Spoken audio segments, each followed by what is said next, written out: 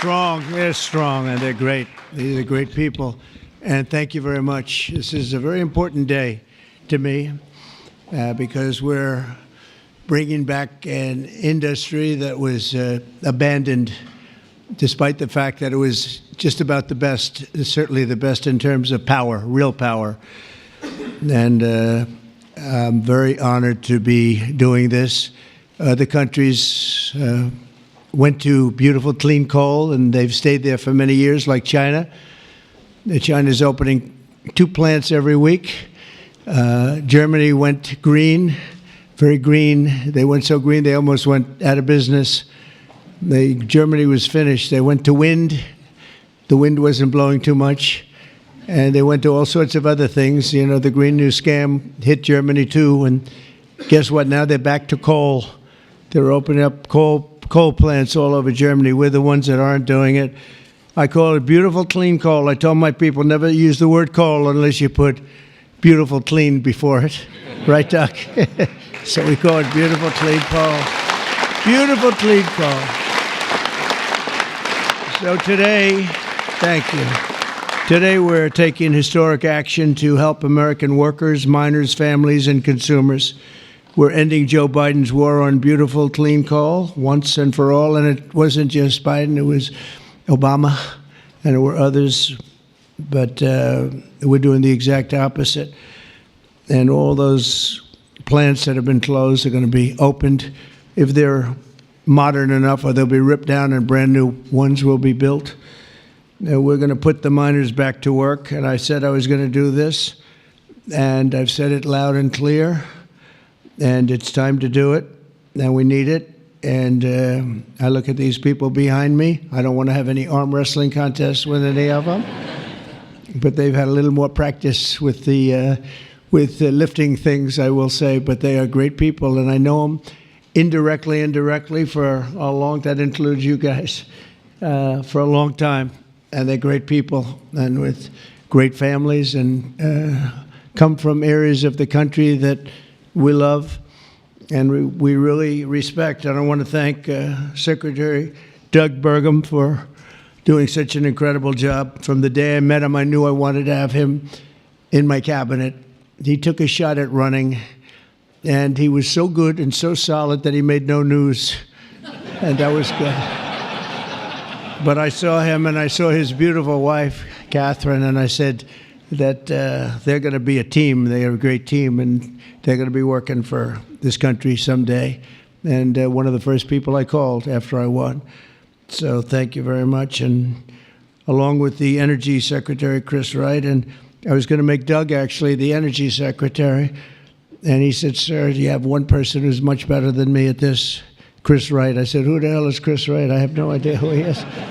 And then I learned that he's the most respected person in the energy business by far, far and away. For Doug to say that, Doug's got a big ego. It was very tough for him to say that. Catherine was there, right? Catherine, you said, wow, I've never heard that before. But Chris, you guys are fantastic. Stand up, all three of you, please stand up.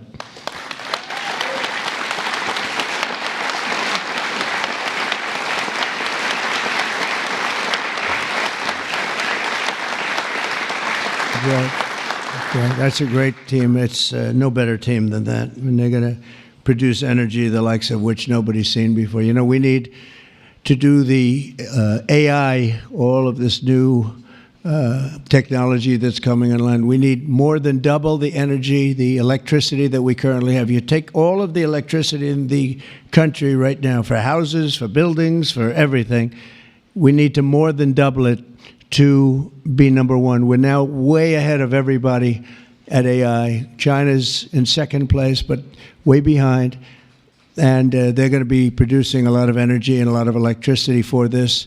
And so are we, and we're going to get approvals very fast. And I would say the man that's almost comparable to you in terms of the importance to this, maybe he's even more comparable, I hate to tell you, a guy named Lee Zeldin, who's a friend of mine for a long time. He was a great...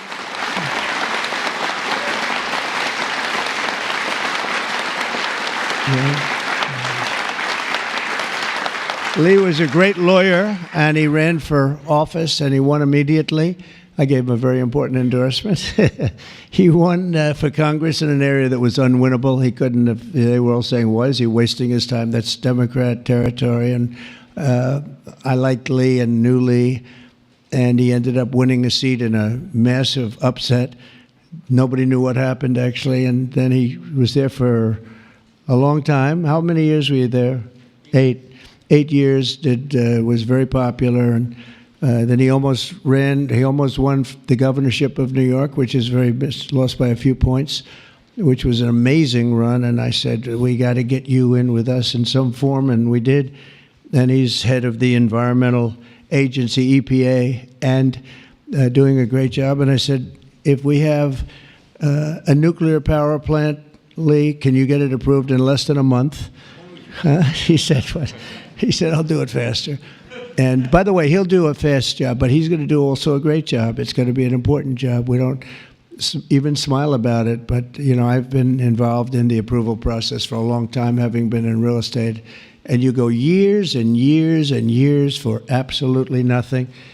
And even in those days, I used to say, you know, this whole thing could have been approved in a week or 2 weeks or 3 weeks, and it would have been just as good. But they'd take you down the path, and you'd spend years waiting, and then sometimes you get rejected. I wasn't rejected too much. I was the king of zoning. I did well, but it was such nonsense. It was so terrible. The process was so terrible. But this is the big leagues now, and he's the head person in the whole country, and I appreciate it, and I appreciate you doing it. And already they're respecting you very greatly. So thank you very much, Lee. Great job.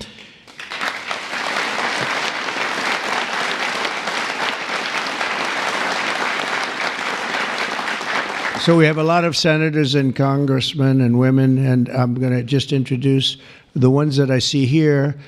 Because, you know, it's always a problem when I do this because I leave one or two out, and that's the end. I never get their vote again. I never get their vote. It takes years to recover, but we'll give it a shot because Senator John Barrasso, who's my friend and a great gentleman. Thank you very much, John, for being here. Thank you, John.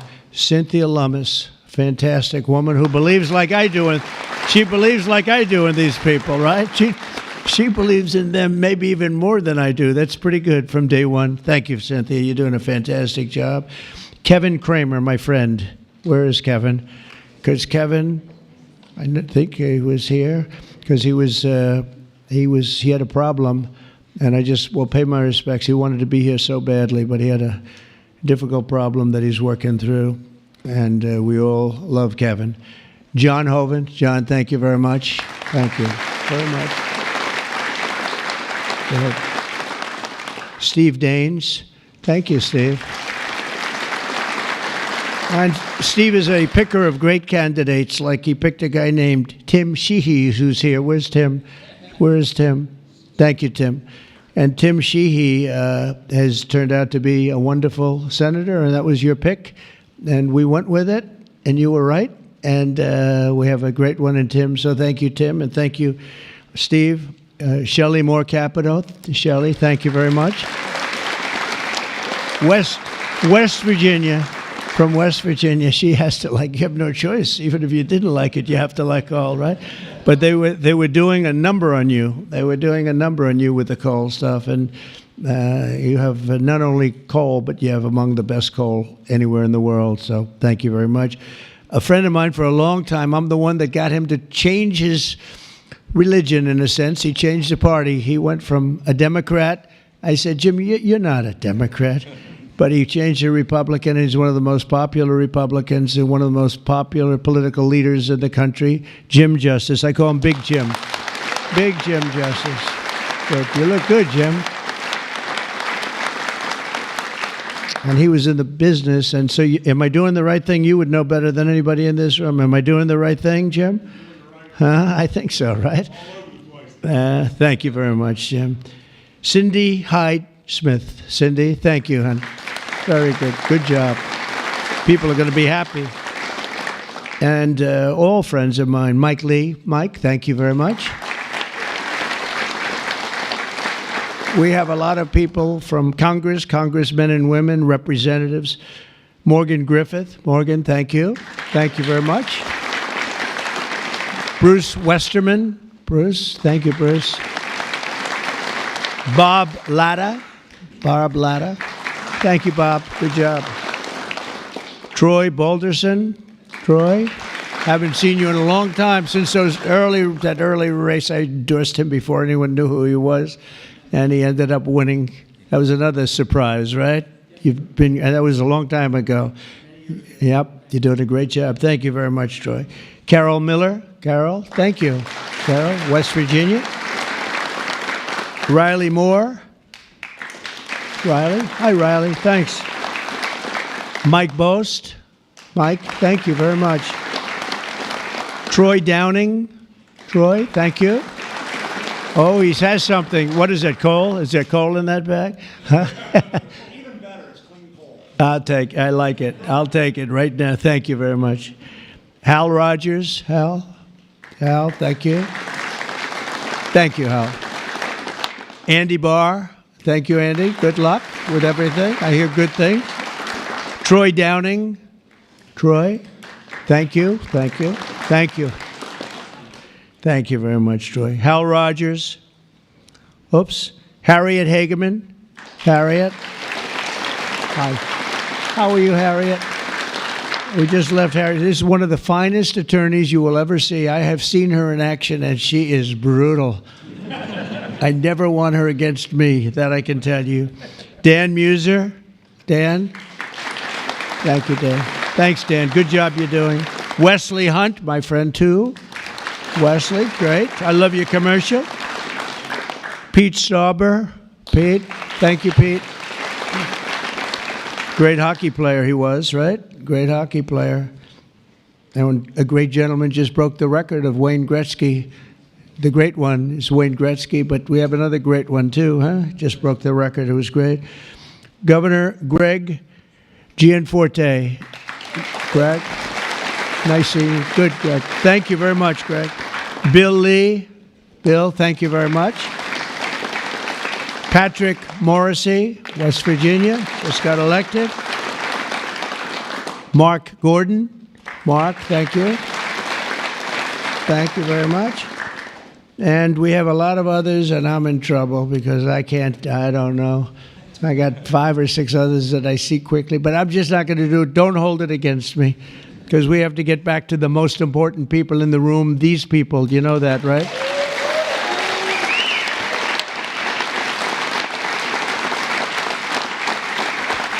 So the energy workers and the coal miners in the area that I'm standing on, and there's a lot of weight on this platform, so I don't know what's going to happen. I hope it's structurally designed for you guys. I don't know. But we have just really well-deserving, great American patriots, and it's such an honor to be here and making such a big move, such a bold move in energy.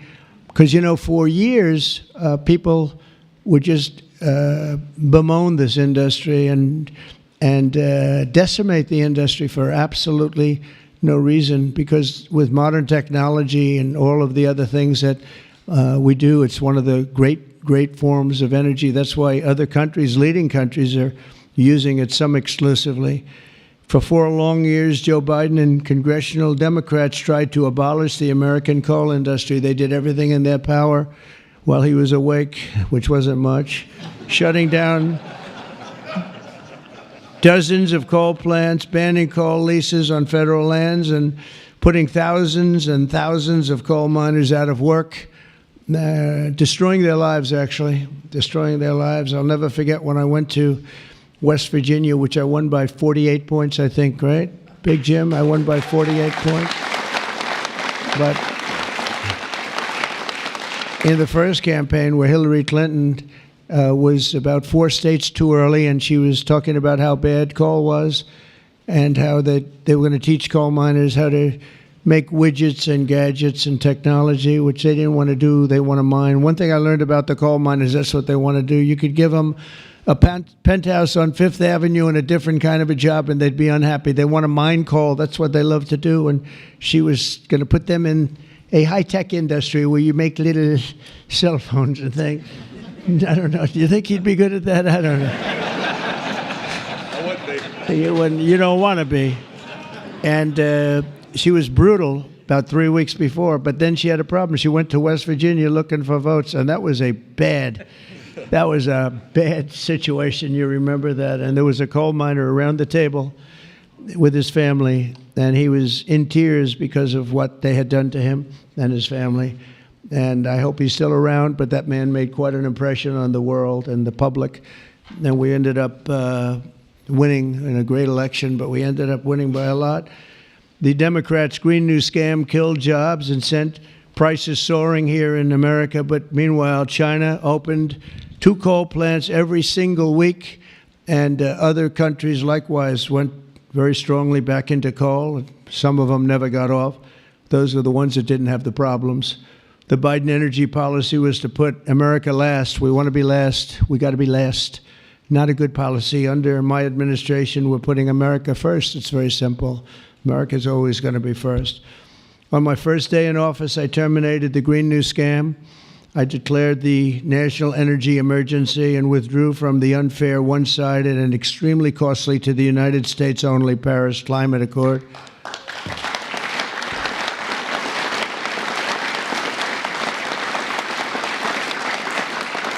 You know, under the Paris Climate Accord, we had a terrible situation. We would have paid over $1 trillion.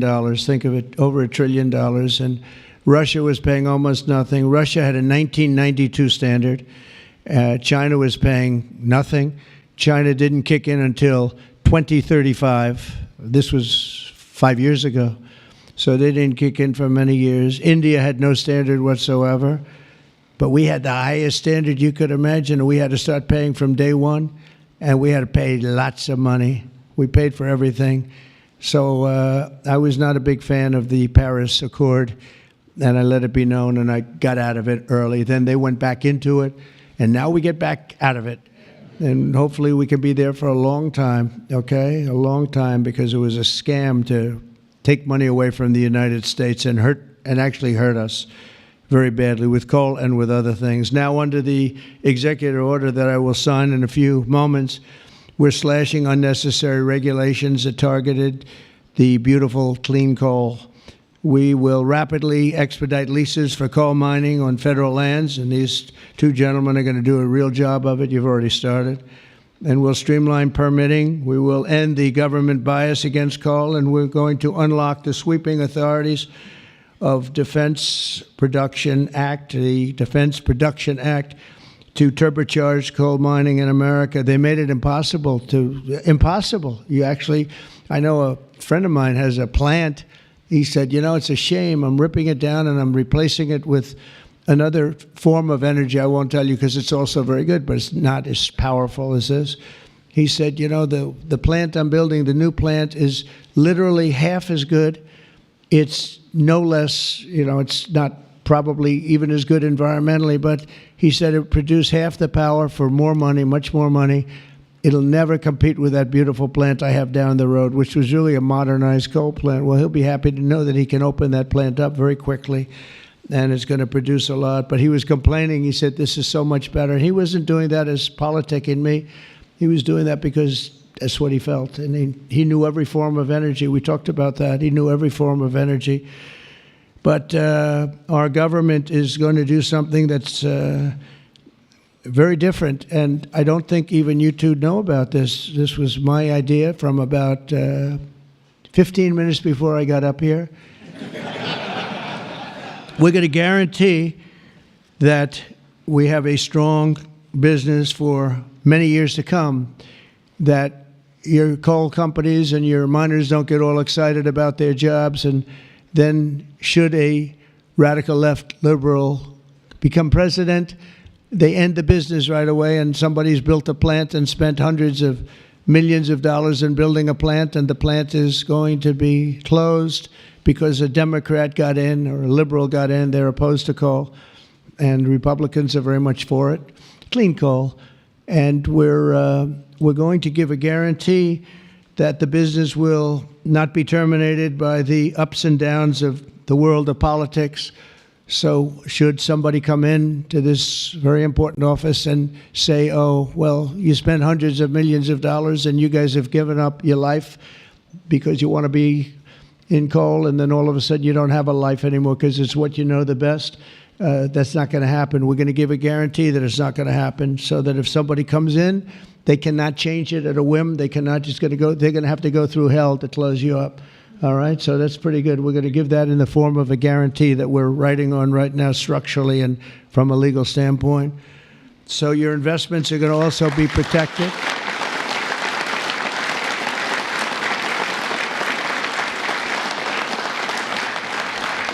And you're going to have no reason to be concerned about your future, your life, or your investment if you're a miner, as this great governor was a miner, actually. He was one of the larger coal miners. He could fit up here very easily, you know, Big Jim. But he was a great success, but they were very, very tough on him. And he did a beautiful job with a beautiful product. Already under our leadership, the Department of Interior has approved the expansion of the Spring Creek mine in Montana, supporting 280 coal mining jobs and unlocking over 40 million tons of coal. And there's more to come. Spring Creek, big one. And there's more to come in the states of Wyoming, Alabama, Utah, North Dakota, and many others. West Virginia, I can't believe they didn't put West Virginia down. It's lucky I mentioned that, right? Can you imagine if I didn't mention West Virginia? I would have been in big trouble. They didn't mark it down here. It's good to have a president like that can pick that up, right? You think Joe Biden would have picked that up? I don't think so. Gee, they didn't mention West Virginia. I don't think so. I don't think he'd be standing up here either. The value of untapped coal in our country is 100 times greater than the value of all the gold in Fort Knox. And we're going to unleash it and make America rich and powerful again. Under this order, I'm also directing Secretary Wright to use billions of dollars in federal funding to invest in the next generation of coal technology, which is an amazing technology in terms of getting the full potential of coal and also doing it a very clean, environmental way. Pound for pound, coal is the single most reliable, durable, secure, and powerful form of energy there is on Earth today. It's a big statement. You never hear those statements, you know.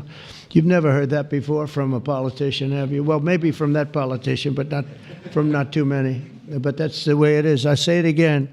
Pound for pound, coal is the single most reliable, durable, secure, and powerful form of energy.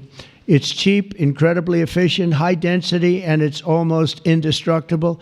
You could drop a bomb on it, and it's going to be there for you to use the next day, which you can't say with any other form of energy. You're virtually indestructible. Most importantly, we have more of it here in America than anywhere else on Earth. We have more coal than any other country. You go to Australia, they have fantastic amounts of coal. You know who they sell it to? China. They sell it to China. They're nearby. They sell a lot of it to China. But we have more than anywhere else on Earth. We also have more liquid gold than anywhere on Earth. So we're really an energy behemoth, but we're unleashing that also. That's going to be another part. But I didn't even want to mention that. It's not down here because I didn't want to mention today is about clean, beautiful coal. So I'm going to give this to you. This big guy. Should I give it to him? Yeah. You take that. Thank you, Mr. President. Okay.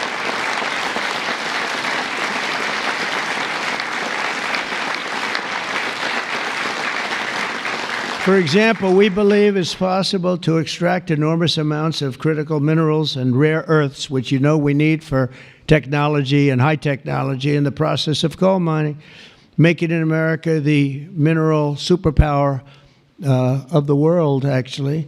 In addition, I'm instructing the Department of Justice to identify and fight every single unconstitutional state or local regulation that's putting our coal miners out of business, and we are withdrawing all of those objections from our government today. It's all being withdrawn. So all of you people that have been fighting for your lives, we are withdrawing all of that today. We have excellent lawyers, excellent. Have you noticed that lots of law firms have been signing up with Trump?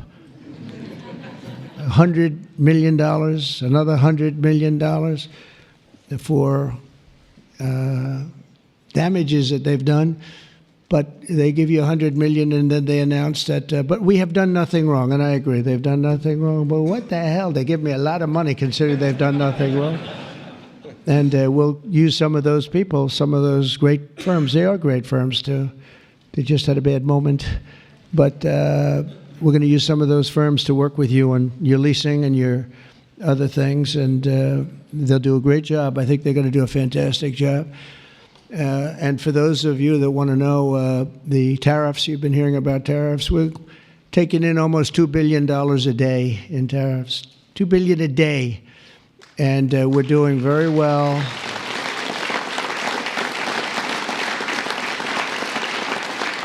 And we're doing very well in making, I call them tailored deals, not off the rack. These are tailored, highly tailored deals. Right now, Japan is flying here to make a deal. South Korea is flying here to make a deal, and others are flying here. I mean, my only problem is I'm not sure I have enough. We're going to have to use those great law firms, I think, to help us with that. But we're going to probably do that, actually. We're going to use them, and we're getting them for the right price because we need a lot of talent. We have a lot of countries coming in. They want to make deals. If I told them about making those deals 2 years ago or 3 years ago or 5 years ago, they'd be laughing at us. Now they're all signing up. Mike, you know that. So it's going to be a great thing. But we're think of that, $2 billion a day. That's a lot of money. That's a lot of money even in the coal business, isn't it? Huh? It's a lot of money. And America's going to be very rich again very soon. You're going to see that happening. You see it all along. And it's so that whole situation that, you know, it was somewhat explosive. But if we didn't do that, we wouldn't be talking the way we're talking right now. It's been amazing what's happened. Sometimes you have to mix it up a little bit, but we've had great consideration. We've had talks with many countries, over 70. They all want to come in. Our problem is can't see that many that fast. But we don't have to because, as you know, the tariffs are on and the money is pouring in at a level that we've never seen before. And it's going to be great for us. It's going to be great for other countries. We've been ripped off and abused by countries for many years with the tariff situation. They've used tariffs against us. We didn't use tariffs against them or in any way. I mean, we just didn't use them of any monumental proportion. And so we are doing it now. We have tariffs on cars. We have tariffs on lumber, tariffs on steel and aluminum. Steel plants are going up because of it all over the country. We have 25% tariffs on steel and aluminum. And I think the steel workers like me even more than the coal miners like me. I'm pretty sure that that's true. We have, instead of having no steel business, I put them on originally in my first term. We wouldn't have had one steel mill in the United States if I didn't do that. And now we upped it, and not only are we taking in a lot of money, but we're protecting our workers, our steel workers. We're protecting our steel industry. And one thing you know, that steel and things like steel you need, because you need it from a defense standpoint. You need steel for your tanks and your planes and your everything. And certain industries you can get away with not having, but others you need, and steel is one you need. So I want to let you know that's in full force and effect. And literally as we speak, I spoke to executives in the steel industry over the last few days, and they're all coming in to build plants in the United States of America, because if you build them in the United States, you have no tariffs to pay. There are no tariffs to pay, zero. If you build them outside using outside labor and hurting our businesses, and you send your product in, you have to pay a price for that, and they will be having tariffs, as you know. It's an amazing thing. This has been something used against us for many years by other countries, China in particular, but others, not just China, others, and taken advantage of us, ripped us off, and left us for dead, frankly. And I believe if I didn't become your president, I believe that this country would have had problems like they've never had before, because it was serious damage in so many other ways. Not only the border, where people came rushing into our country from prisons and jails and mental institutions, murderers, drug dealers, and some vicious criminals. 11,088 murderers came into our country. We have to get them out. We're getting them out. 11,088. Of that number, half committed murder on more than two people. And this is what they allowed into our country with their open border policy of lunacy. And we're taking care of that, just like we're taking care of you today. We're taking care of that. I want to thank Kristi Noem and Tom Homan for doing an unbelievable job. The whole thing is, the job they're doing is incredible. It's really an unforced error. It should have never happened that we have to be spending such time and resources, Mr. Senator, right, on getting people out of our country that shouldn't be here. I mean, literally from mental institutions, insane asylums were opened up and emptied into our country. Prisons from all over the world, not just South America, prisons from, think of this, from Africa, the Congo, a lot of people from the Congo, prisons in the Congo, prisons from Asia, from all over were opened up. And I knew that when I heard it was an open border policy. I said, if you do that, every country is going to be dumping people that they don't want into our country. And that's what's happened, but we're cleaning it out. And the courts, we had a good decision, as you know, from the Supreme Court, allowing us to do that. We have judges that didn't want us to do it. We have judges that wanted the very evil gang members from Trendy, Iroquois, and MS-13. They didn't want them taken out of the country and put in very powerful prisons. When you look, you've all seen those clips, pretty amazing clips. But I want to thank El Salvador. They've done an incredible job. But we've been fortunately winning those cases. But we have judges that are out of control that say, oh, bring them back, bring them back. We don't want them back. We don't want them back. Can you imagine? You spend all of that time, energy, and money on getting them out, and then you have a judge that sits there, a local judge who sits there, federal judges, sit there and says, no, bring them back. One was brought back, or they want to bring him back because he wasn't a member of Tren de Iroquois. He was a member of MS-13, which is just as bad. So they misidentified him, but it sounds to me like he was a member of MS-13, so they want him brought back because he wasn't treated properly. It's we got to be smart. Our country's got to get a lot smarter than it is, but we have to give the people that are empowered to do this kind of work, and it's not pleasant work. We have to give them the option of making our country great again, and that's what they're doing, and I have great respect for those people. And they're doing it out of love. They could get a much easier job. They're doing it out of love for our country. It's so important, just like I'm doing this with coal today for love for our country. Earlier this afternoon, I signed another executive order to strengthen our electric grid by ensuring that coal-fired power plants are always available to meet surging demand for electricity. Unlike wind and solar, coal plants can run 24 hours a day in rain, sleet, or snow, and you will not be subject to the incredible blackout situation that's taking place in California, where they have blackouts all the time. It's an amazing thing with California. They have blackouts and brownouts at levels that nobody's ever seen before, and all they want to do is keep going the way they're going, and they're doing a very poor job. As you probably heard, I released billions of gallons of water going in from upstate California, from the most northern parts of California. Probably comes in from Canada to a certain extent. Thank you very much, Canada. We appreciate it. And I released it. It was being sent out to the Pacific Ocean. I've been working on Gavin and some of the politicians for years, and they didn't want to do that because they were protecting a smelt, a fish that was perhaps in trouble, but it's not unique to that area. And because of that, you had numbers, you had fires. Nobody's ever seen anything like what happened. Think of what it would have been like if you had fire hydrants that had water in them, if you had sprinkler systems in houses. A lot of these luxury houses where they had beautiful sprinkler systems, there was no water. They had no water to put out the fires. Water is very good for putting out fires. You know, they just didn't learn it. But we now have millions of gallons, billions actually, they say, of gallons of water pouring into California from the Pacific Northwest, I guess they would say, mostly Pacific Northwest, but other parts of the northern sections of California and beyond. And it's a beautiful thing to see. I saw a picture of it this morning. The water's just flowing down there. I said, why didn't they do this? I told them to do it. My first term, I said, do it. And I don't know. I think the second term is just more powerful. They do it. When I say do it, they do it, right? And we actually had to do some pretty strong things to get them to open it up.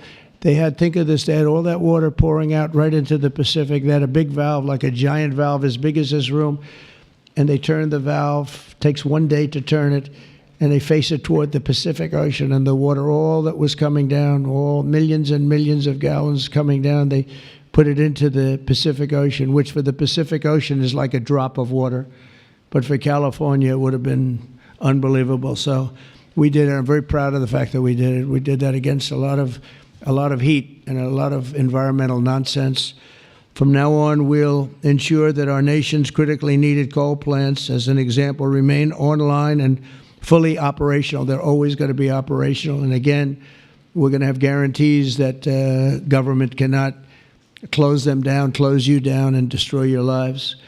To that end, I'm also instructing Secretary Wright to save the Choy coal plant in Arizona, big plant, which has been slated for destruction.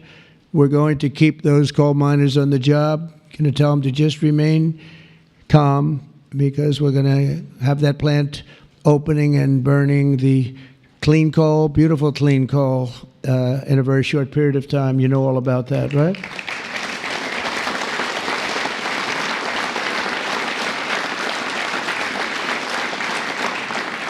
That's a big one. As part of our historic deregulatory efforts this afternoon, I'm also granting immediate relief to 47 companies operating 66 coal plants, very big ones all over the country, recusing and making them available for coal production almost in the immediate future. But we're going to be crushing Biden-era environmental restrictions.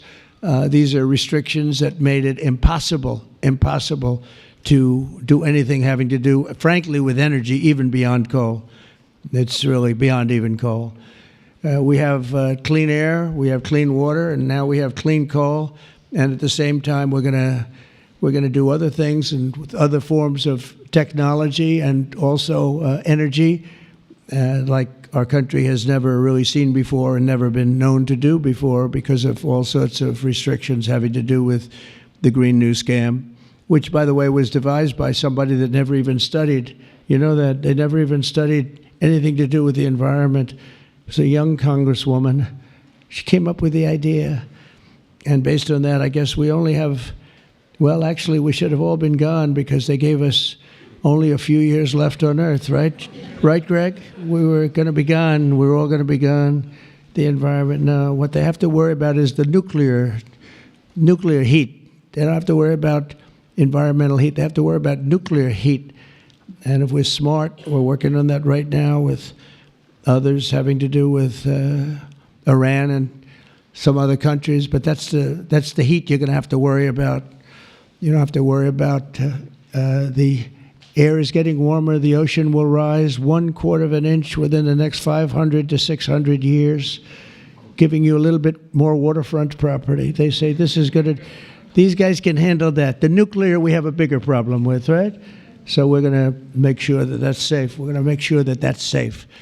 With us today are some of the amazing workers who will benefit from these policies, the policies that we're doing and so proud of doing, including Jeff Crow, a miner from West Virginia. Jeff, would you come up and say a few words? Jeff? Come on up here, Jeff.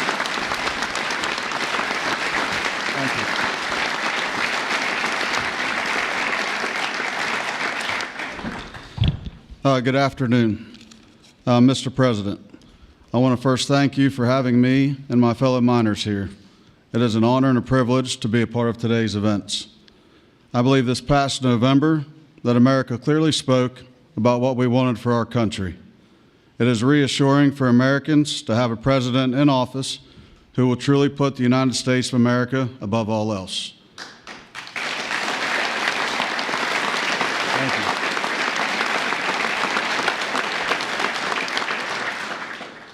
With putting America first, you have spoken numerous times about energy independence. I believe most don't understand the importance of that. Coal is one of the major factors in energy independence and accounts for a large portion of America's energy. Coal is one of the most reliable and cheapest forms of electricity. For too long, coal has been a dirty word that most are afraid to speak about. Most of those that would speak negatively about coal do so from an uneducated standpoint. Many are unaware of the engineering and technology that are used in today's mining to create a clean, energy-efficient product. All of this is done while using the safest practices in the industry. Speaking for West Virginia, coal provides approximately 50,000 jobs for those that work in the mines and the businesses that support them. It also accounts for over 50% of West Virginia's export product.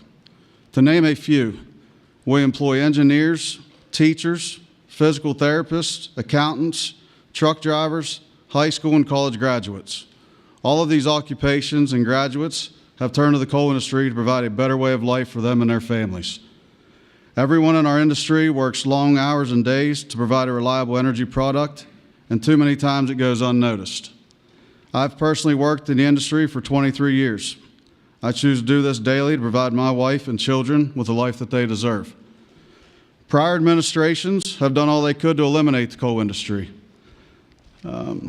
Sorry, one second, I'm getting there. In my opinion, they have done so with an unethical and uneducated approach. But we are still strong, we are still here, and we are still needed in order to make America great again.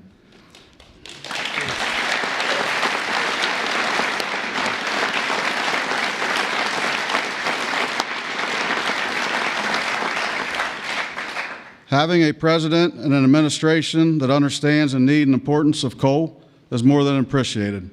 It gives the industry a form of reassurance to know that we have a president in place that supports us. For my family to the over 3,000 employees of ACNR, and for the coal companies, miners, and businesses throughout our great country that rely on the coal industry, we say thank you for your continued support.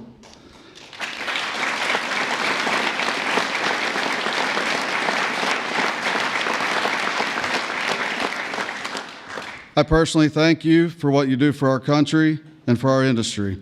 It has been my pleasure to be here today to help you usher in the golden age of America. That's good. Thank you. Thank you. Thank you. Appreciate that. Thank you.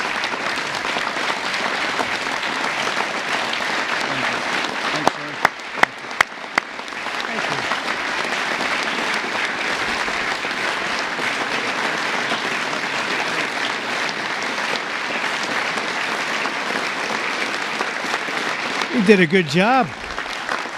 Let me have that speech. I want to have that. Yes, sir. I had a couple of good lines in there when I came up. No, actually, what I want to do, I'm going to sign it for you because I mean, he worked hard. Look at it, and look how good his eyes must be to read that. I lost it once. And hopefully you can sell it tonight for a lot of money. No, sir, I'll keep that one.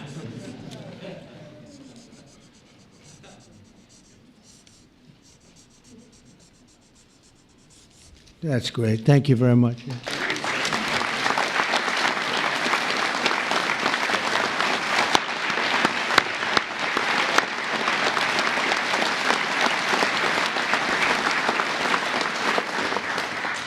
Thank you very much, Jeff. And also with us is Tony Campbell of the East Kentucky Power Cooperative. And Tony's quite a gentleman and very respected in the industry. Come on up, Tony. Thank you.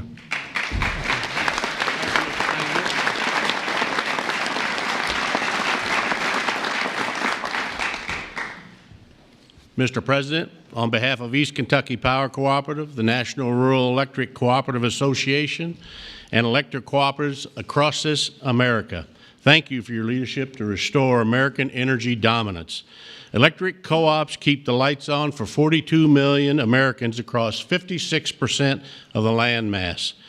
We are owned by the communities and businesses we serve and provide electricity to growing communities, new data centers, and manufacturing plants. Mr. President, electric co-ops are powering America, and we are proud to partner with you and your administration to power America into the future.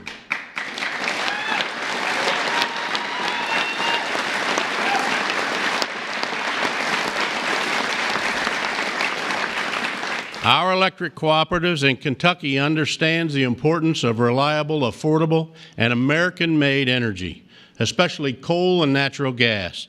Coal fuels most of the electricity generated by our cooperative. America must keep coal plants open and running to ensure reliable electricity when we need it most.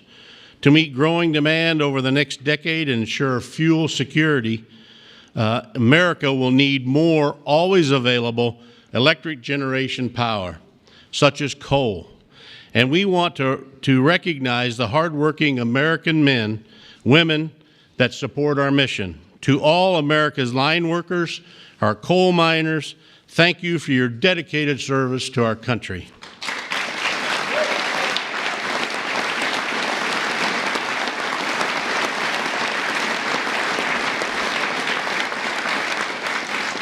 Affordable and reliable electricity is a cornerstone of our economy, especially American manufacturing. However, too many government leaders have pushed policies that have made our electric grid significantly less reliable and our energy too expensive. That begins to change now.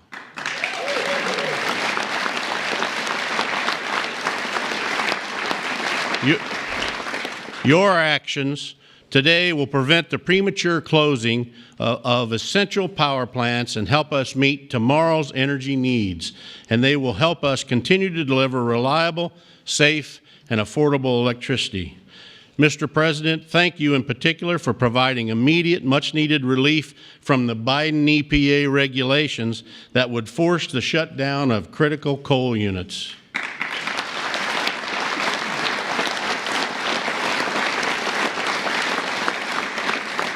Finally, I want to say congratulations on the all-star energy team you've assembled. Electric co-ops have already been working with Secretaries Burgum, Wright, and Rollins, and Administrator Zeldin, and we are excited for all we can accomplish together. Mr. President, thank you again for your actions today and for your support for the electric cooperatives as we work to keep the lights on in America. Thank you, Mr. President.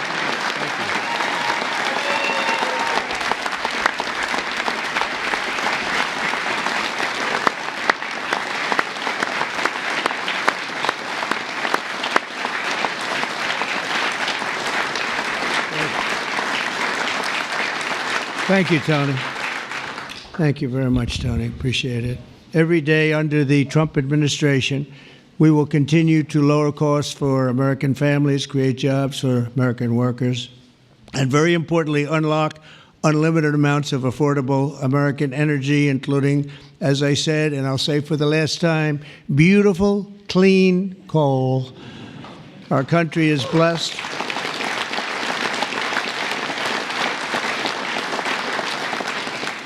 Our country is blessed with the most abundant natural resources on earth, as nobody has what we have. And we're going to use it, too. We're going to use it in a very responsible way.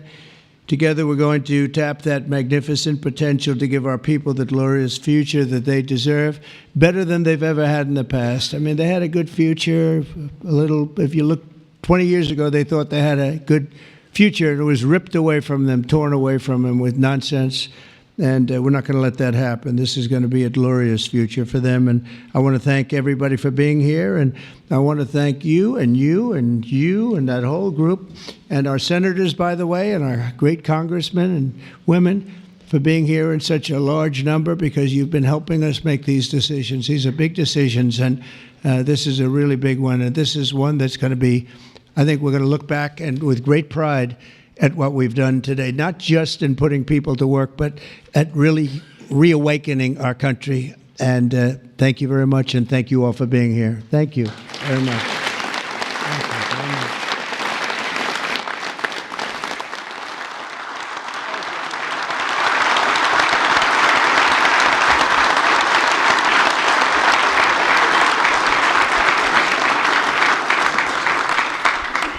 Come on up. Mr. President, Yes, who's first one? we have 4 items prepared for your signature this afternoon, sir. The first of these executive orders is it may be one of the most significant executive orders of your administration thus far. This directs all departments and agencies of the federal government to end all discriminatory policies against the coal industry. This ends the leasing moratorium that prevents new coal projects on federal land, and it's going to accelerate all permitting and funding for new coal projects to allow the coal industry to flourish under your leadership, sir. That's great. Thank you.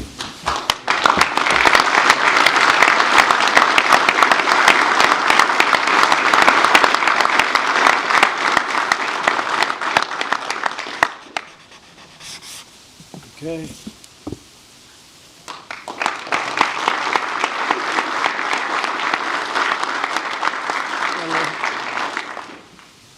Sir, there are currently dozens of coal plants in America that are in imminent danger of being forced to close based on unscientific and unrealistic policies enacted by the Biden administration.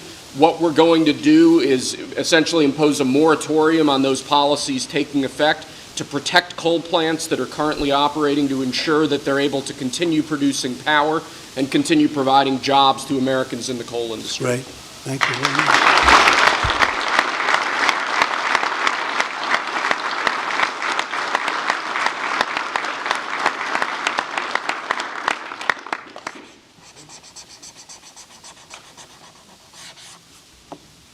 Okay.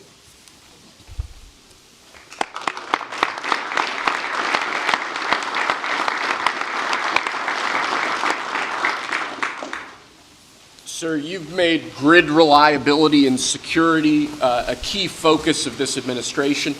This executive order is going to promote grid security and reliability by ensuring in part that our grid policies are focused on secure and effective energy production and energy transmission, as opposed to woke policies that discriminate against secure sources of power like coal and other fossil fuels.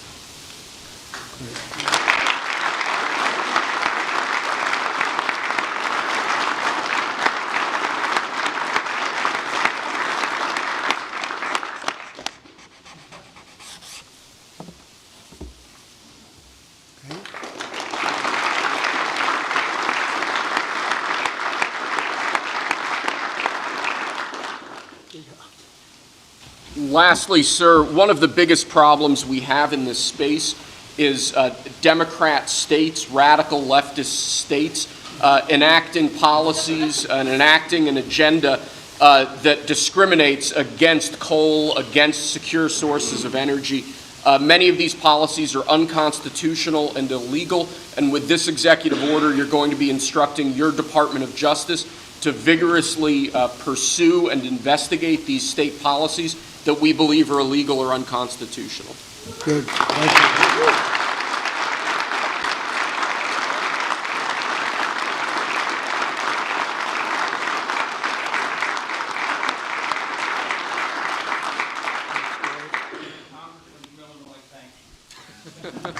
Thank you very much. Great job. He went to Harvard when Harvard was good. It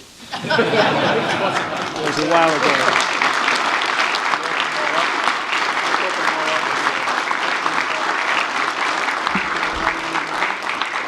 Let's hand these off to the guys.